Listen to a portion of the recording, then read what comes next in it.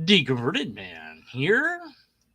Ex-Christians, you'll regret this.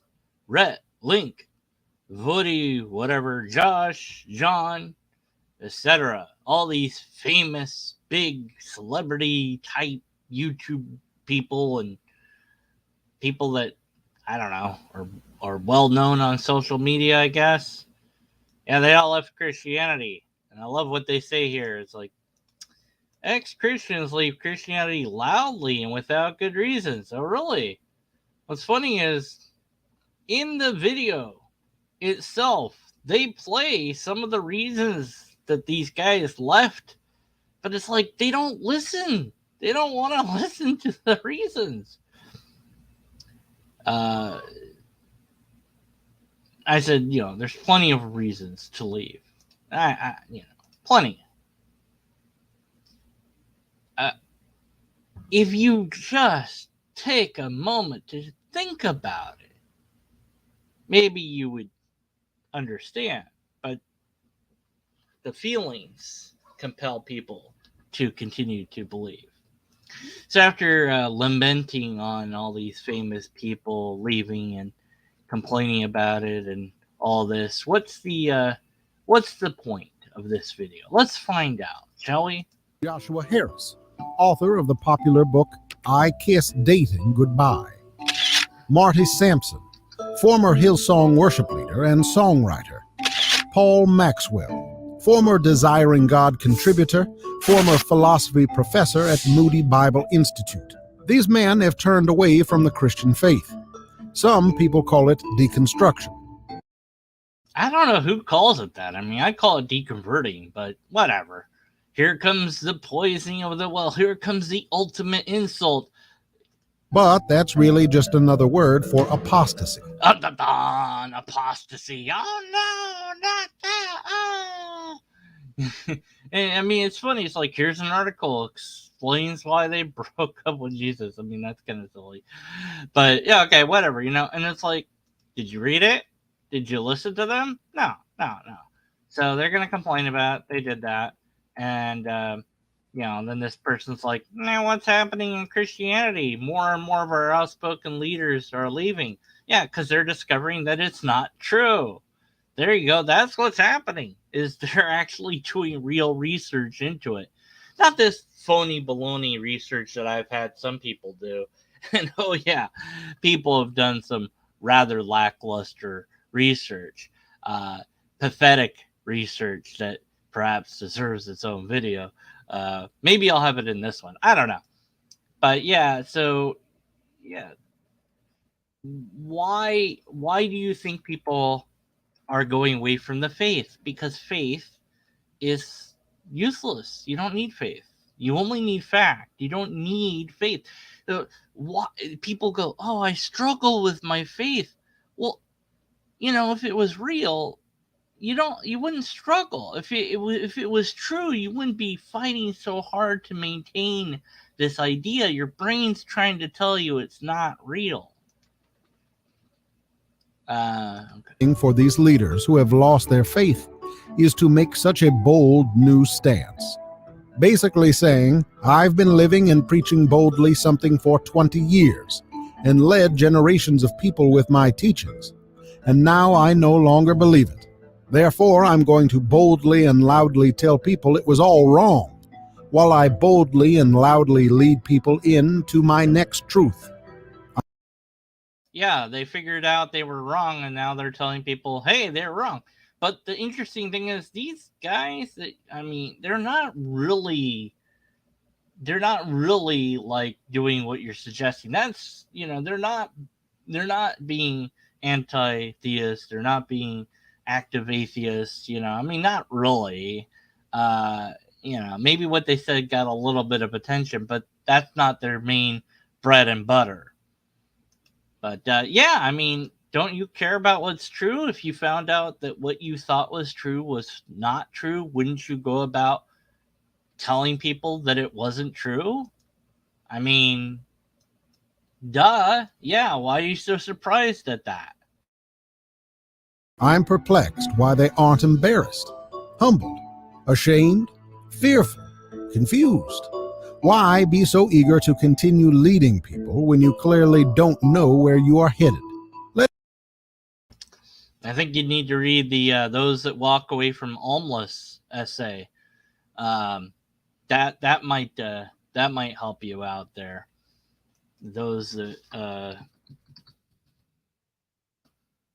away from homeless. Um, there's this wonderful city. It's perfect. Everything's great. And then at a certain age, you're taken to this chamber. They explain everyone has to see this. And they show you this mentally handicapped boy, chained, blinded, and he's hit repeatedly with whips and chains. And then he's bandaged up, and then they do it again. And they said, this is performed constantly on him. We make sure that, he stays alive. And this is what makes us all behave. This is what enables the city to be so pristine and perfect. And the thing is that many people leave the city.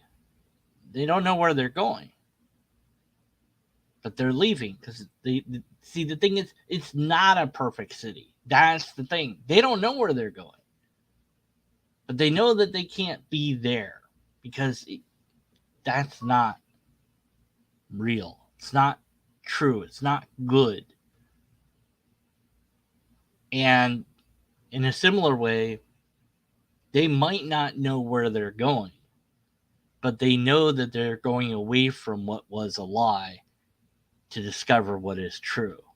The truth is hard to find. It's difficult. It takes education. It takes research. It takes careful thinking and analysis. And it's not easy to understand or wrap your head around.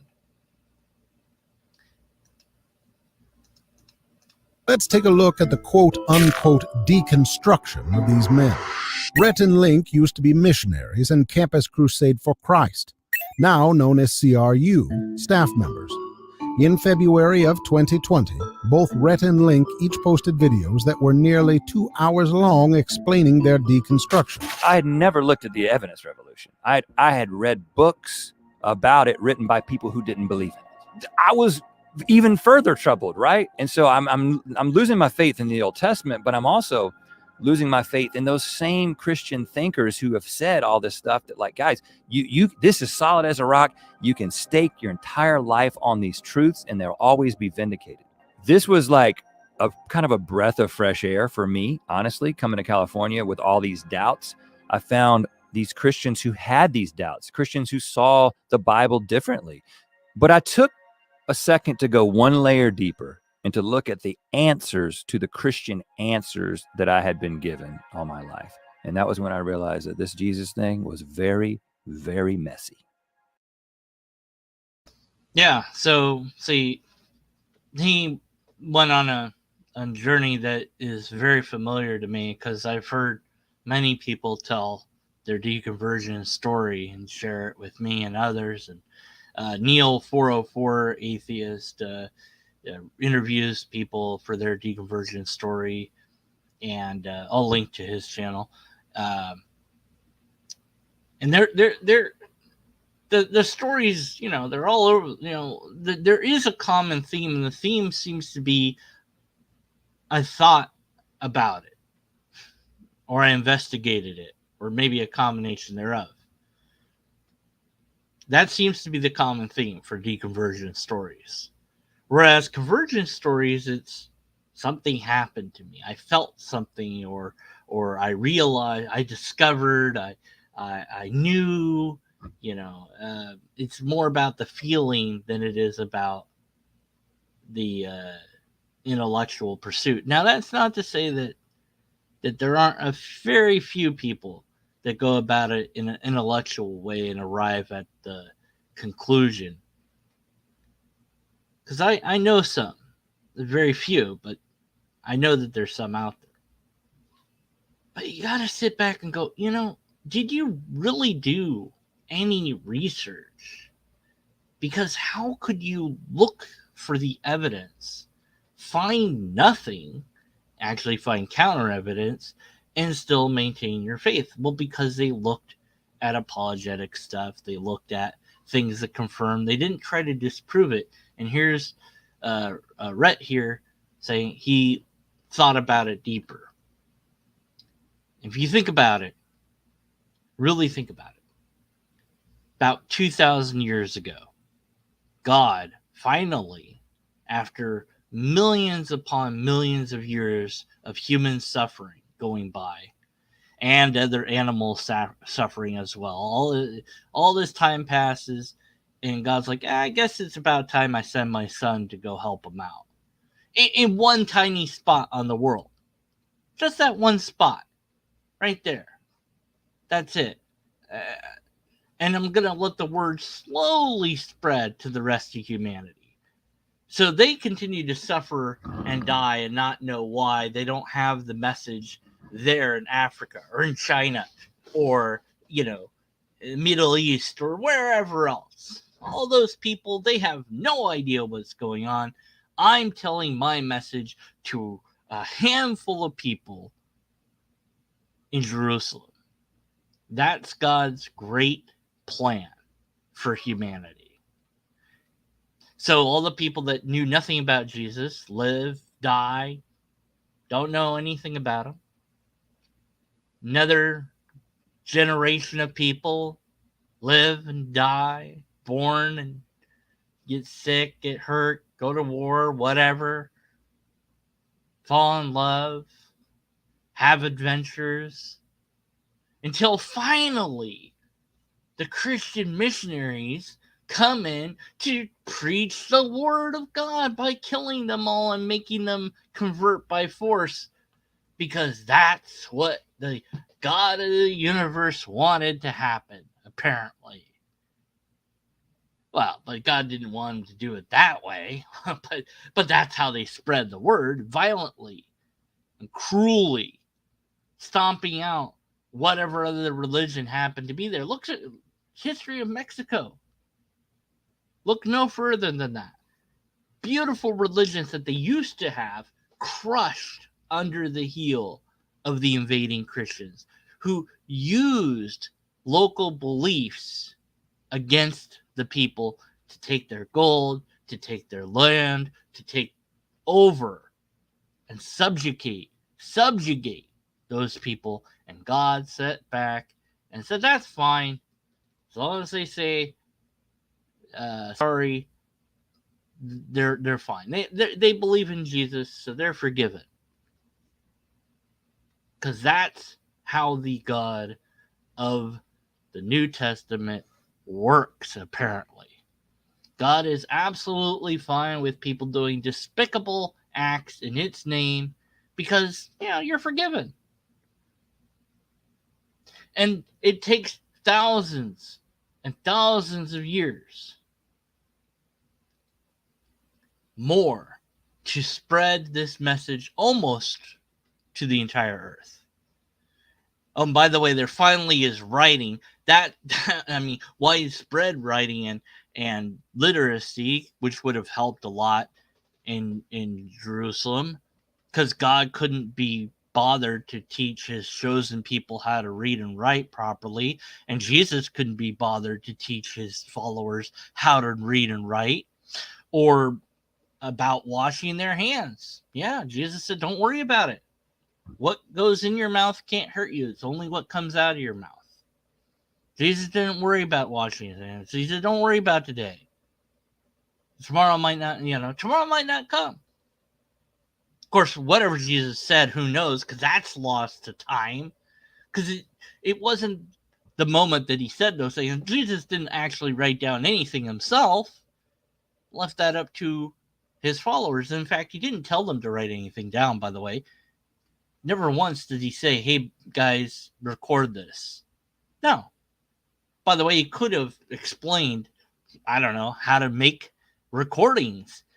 Oh yeah, I'm not talking about audio tape. No, they could have used clay and very simple primitive tools that they would have had access to at that time to put sound onto the clay. That's possible and fairly rudimentary, simple to do. But why stop there? Why not teach them how to build a recorder? Because God apparently, didn't, let's just rely on what humans do. Spread the story word of mouth because that works great. Nobody's going to screw up that. Nobody's going to alter or change the story to fit their own ideas and narrative. That's never happened before. This is the God of the universe that knows all, sees all, is everywhere. So, super smart, intelligent being chooses this stupid, inane system to communicate with its people, of sending one aspect of itself to a tiny part of the world, relying upon people to word of mouth spread that story. Eventually somebody write it down, and that over time of course gets changed, and who knows how many different changes it underwent. And then it changes some more because translation is a thing. And then it changes some more because canon is a thing. And then it changes more because certain churches believe this and other churches believe that.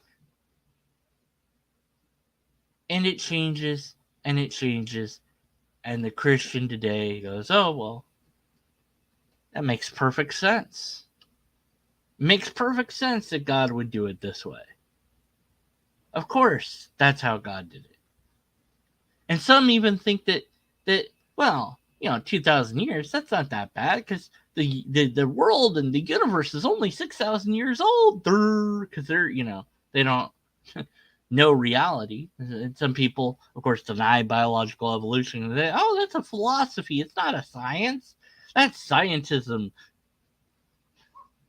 And they buy into that garbage, which is, again, is all part of God's plan. He doesn't care because God's fine with you believing nonsense as long as you believe in the right sort of God in the right sort of way. And that idea also is somehow true, and because it's in the Bible, which, well, people wrote, and then they got that idea from people that heard about the idea from people who heard about the idea. So we don't know that it is actually from God at all. There's no way to know that because there's no way to verify that because God is utterly silent. Isn't that interesting? But that's the God of the Bible, and I guess people are just figuring out that doesn't really make a lot of sense. That a perfect being that wants to have a relationship with you and I would be utterly silent, invisible, intangible. You can't smell it, taste it, touch it, feel it. Okay, maybe you can feel a little tingly sensation if you pray in a very quiet room or something, but you can't detect it in any meaningful way. You can't test it. And you go, oh, well, yeah, but you look up the research and it's there. No, really, what research? Archaeology? You get a handful of cities, a few kings that you can confirm. Oh, the city, they found Sodom and Gomorrah. No, they didn't. No, they did not. Somebody says that they found it, and not in any peer-reviewed archaeological paper, but, somebody said that, sure.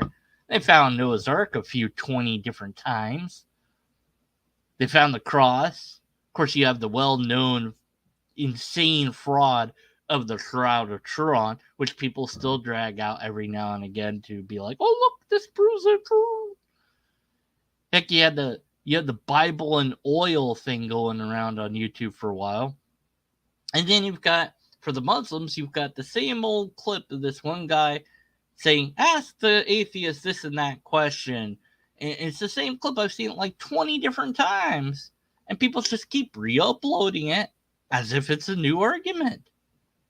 Because that's what the faithful have. They don't have fact. They have ancient, and even if it was modern writing, because you have Scientology, that's pretty recent. You have that stuff going on, and people believe in it because they hadn't really thought it out. They hadn't really done deep research. They hadn't done any research, actually.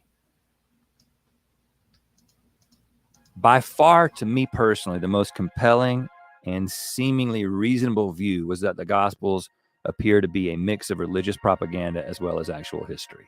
I was creating God in my own image, as opposed to God creating me in his image.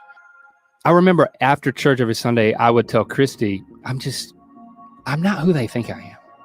They think I'm clamping my eyes shut because I'm having such a meaningful experience, but I'm clamping my eyes shut because I can't find anything. Reminds me very much of Langston Hughes, and he wrote a beautiful essay called Salvation.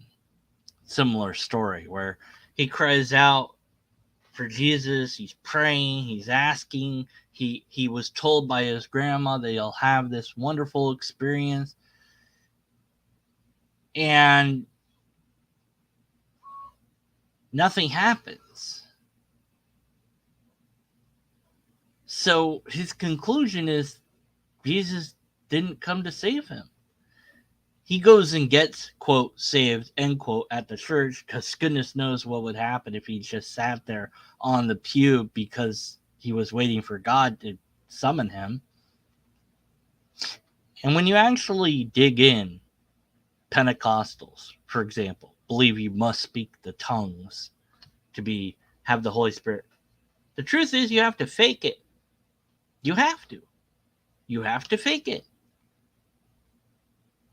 Then eventually it becomes real, quote unquote. Well, eventually your brain rewrites itself to make it seem real. This has been shown through Andrew Newberg's research. I would love more research to be done on this stuff, but at any rate, the thing is, that's not God doing that. That's you doing that to yourself. When you really dig at it, it starts to fall away. And you start to see the truth, which it's not there. Jesus, if he existed at all, was just a man. Probably a con artist. Probably a faith healer. Somebody that was like, oh yeah, you're healed. Probably end times preacher. But that guy, the real guy, is lost to history. Because all we have is stories told about him from person to person, from group to group, until somebody that we don't even know who penned down something about it.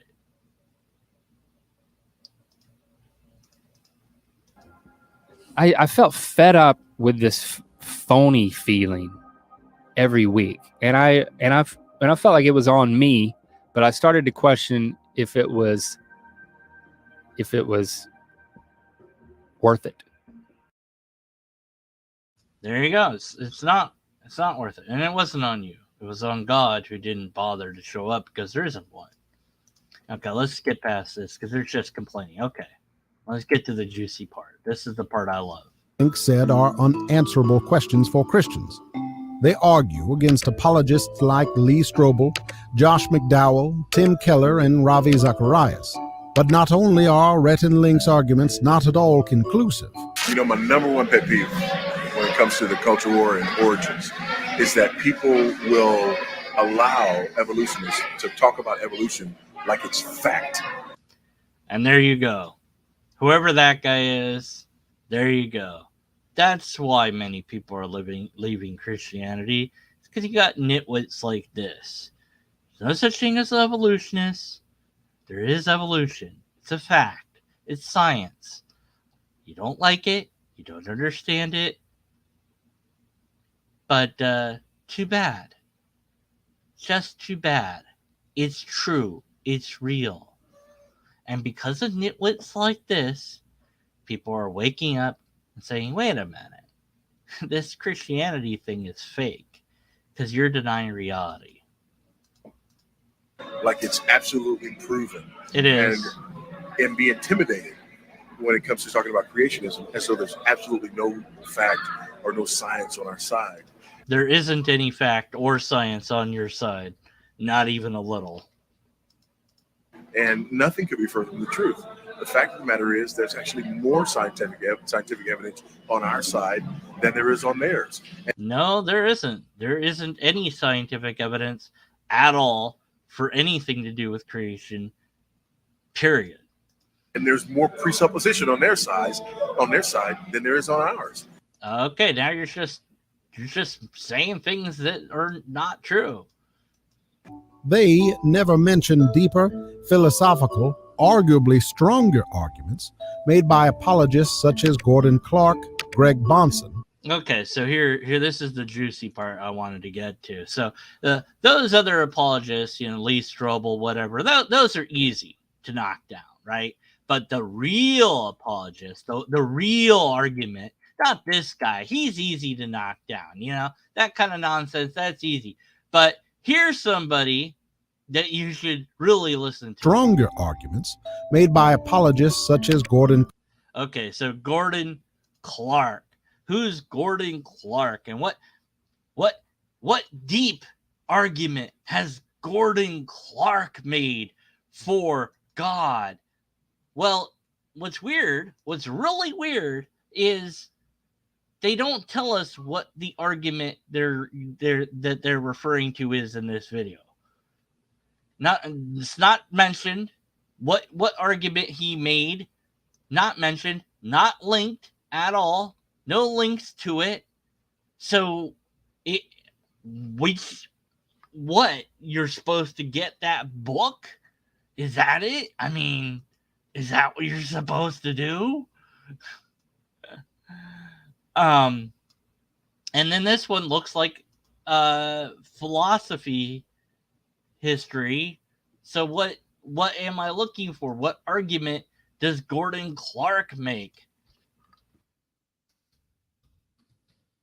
Because I can't really refute an argument when I don't know what argument that you want me to refute or look at. How can I address an argument when you don't even provide it? Now, I found one. Gordon Clark's argument for the existence of God from truth. Is that the argument that you think is so strong that somebody should refute? I don't know, because you don't tell me. So I'm going to just guess that this is the argument that should be looked at. It could be some other argument. Don't know. But let's look at this one.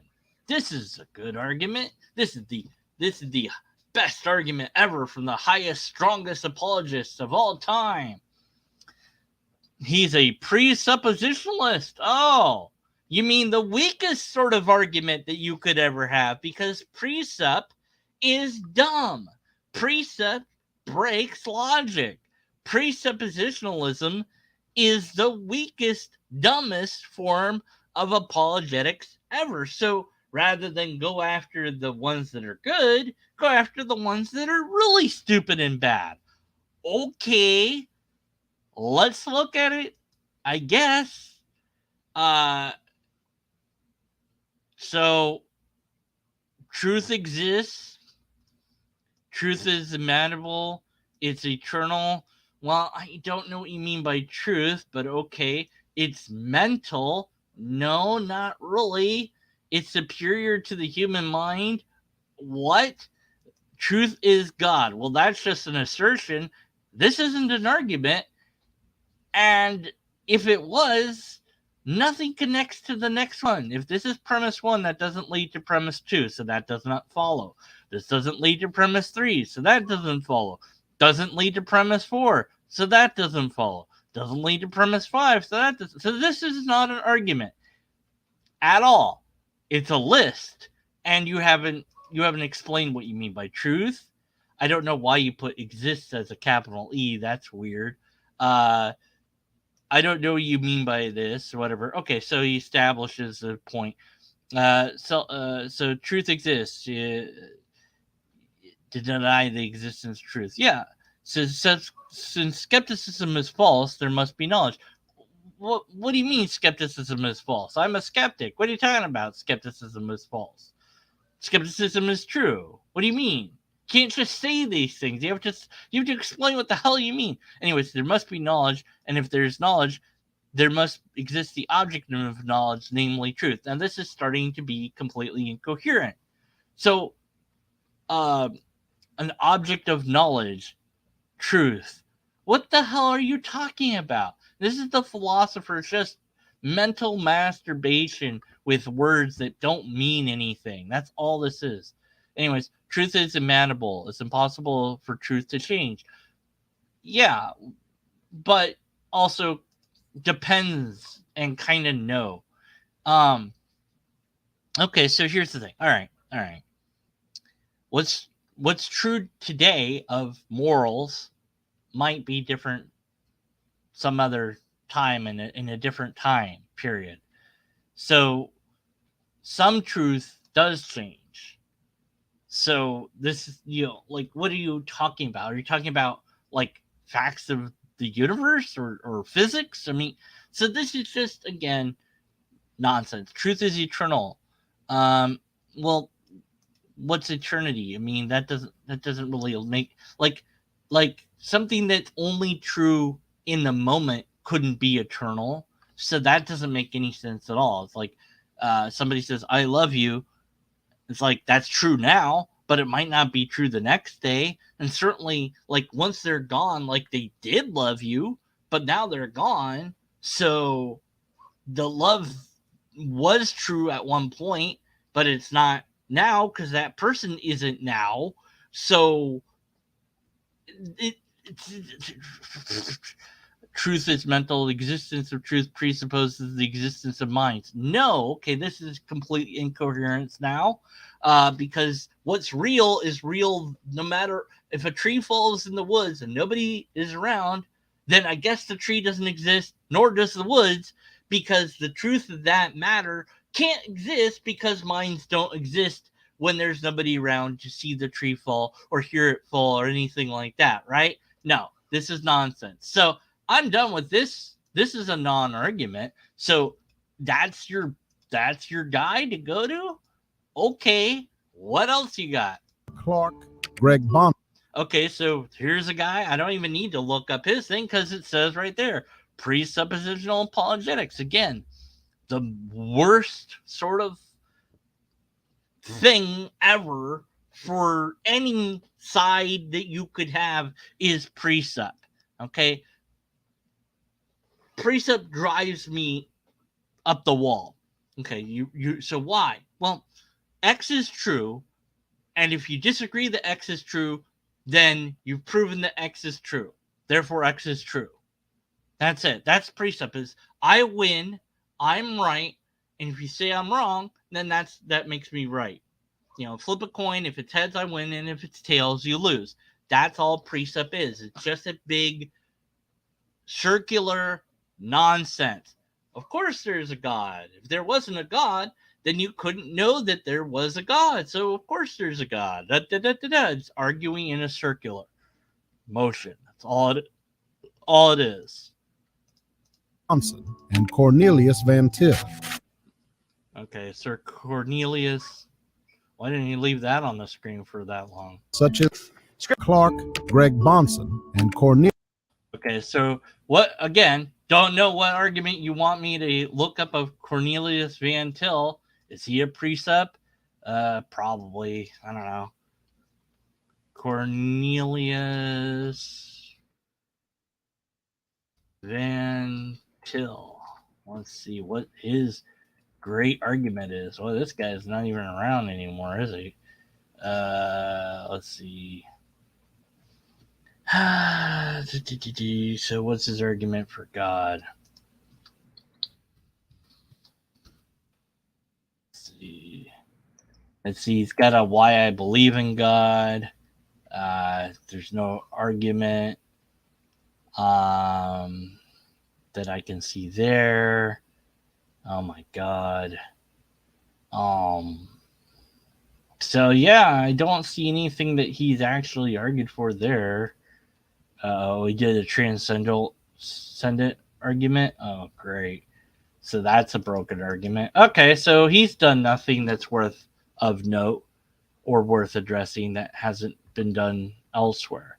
So these are that's the ones you cite as being the ones to knock down are easily knocked down. But it's ridiculous because it's like the other people, oh, you knocked them down, but you didn't knock down these guys. Like, okay, how many guys do you want me to knock down? Because isn't God in helping them at all? Like, why is it that I can knock down any of these people? If it was true, you should have overwhelming evidence of it. But you don't. You don't have any evidence of it. You have arguments. Elias Van Til. And truth. Scripture teaches us that God upholds the world and carries the universe along to its intended destination. Therefore, we have a justification that satisfies the preconditions necessary for the intelligibility of the uniformity in nature. All human experience, let me say it again, all human experience depends upon the uniformity in nature. So yeah, that's precept basically. So your best go-to guy is like, well, nature exists, therefore God. Yeah, that's why people are going away from gods, because your guys that are the best are actually the worst. So yeah. Let's see. What else? Is there anything else worth covering, really? Yeah, they complain about that they're making money on their, current shows and all that. And they complain about, other stuff and whatever, and blah, blah, blah, blah, blah, blah. So nothing really of value. Okay. So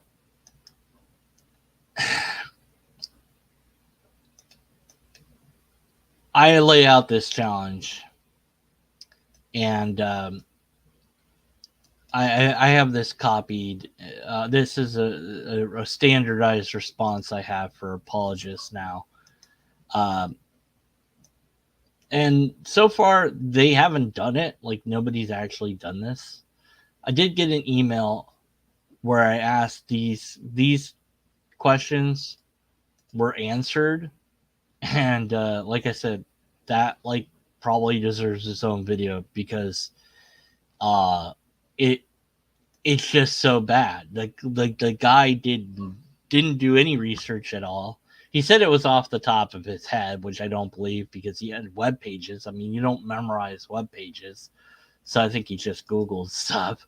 But these questions are answered. You can see no answers, no responses. So yeah. And what is it that they'll regret exactly? I love that little threat there, don't you? You'll regret this. When you're dead, then you're going to see that you were wrong and God's going to punish you. Because God is going to punish you for not believing in the right God in the right way, because that's loving and just. And people say things like, God's not going to force itself on you. No, yeah, actually your God is forcing itself upon us if we actually took it seriously, which we don't, thankfully. But yeah, it's making an appeal to a threat. It's saying, you don't believe in me, you're going to go to hell. That's a threat. That's a threat. So that is force.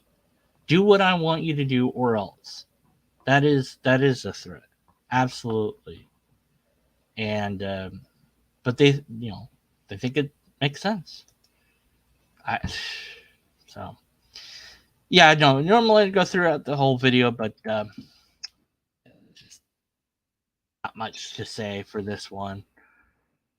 Still, something to say. If you disagree with me or agree or anything else, let me know in the comments below, because comments matter to YouTube and chat, all the chat on the side here. YouTube doesn't care about that, and sometimes it doesn't even show it, even though I have it supposed to show it. Just decides what to do. Like earlier today, YouTube was like showing like quadruple the same post over and over again. Like I posted one time and it showed up like 5 times. So yeah, it's just great. It just works. Just yeah. All right. Anyways, enough complaining. Well, for now. Until next time, stay skeptical, because that means to hold things in judgment. And that is true. You can hold things in judgment, which doesn't mean they're true, doesn't mean they're false. It means, I don't know, until I have empirical evidence, repeatable tests, or a valid and sound argument, I should be skeptical of the conclusions.